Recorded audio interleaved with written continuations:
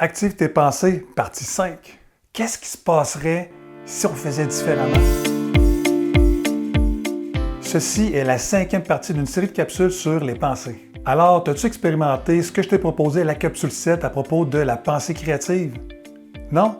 En tout cas, je te souhaite vraiment de sortir vivant des nids de poules du Québec. Puis si tu ne comprends pas la joke, va voir la capsule 7.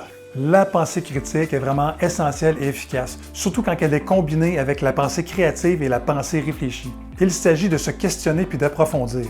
Comme un exemple que je pense que tu as déjà entendu, c'est-à-dire « Ah non, on fait pas ça comme ça ici, là. Fais comme tout le monde. Fais comme on fait. » Alors, c'est de se remettre en question. Et si on faisait différemment? Qu'est-ce qui se passerait si on faisait différemment? Dans un contexte TI, par exemple, dans une entreprise, des utilisateurs souhaitent avoir un meilleur service à la clientèle. Des questions à se poser?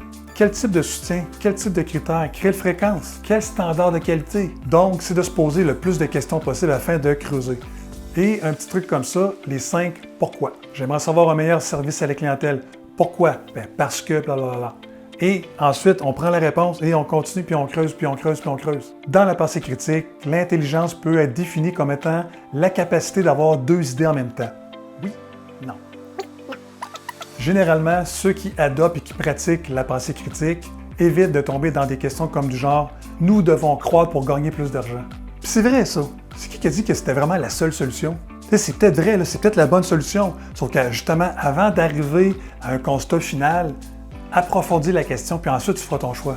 Et comme a déjà dit Steve Jobs, ne laissez-vous pas enfermer par les idées des autres. Alors en attendant la prochaine capsule, je t'invite à faire l'expérience de prendre un temps et de réfléchir à qu'est-ce qui t'empêche d'avoir une pensée critique ou qu'est-ce que la pensée critique pourrait t'emmener de bénéfique. C'est terminé pour aujourd'hui, je te souhaite une belle semaine. Ciao!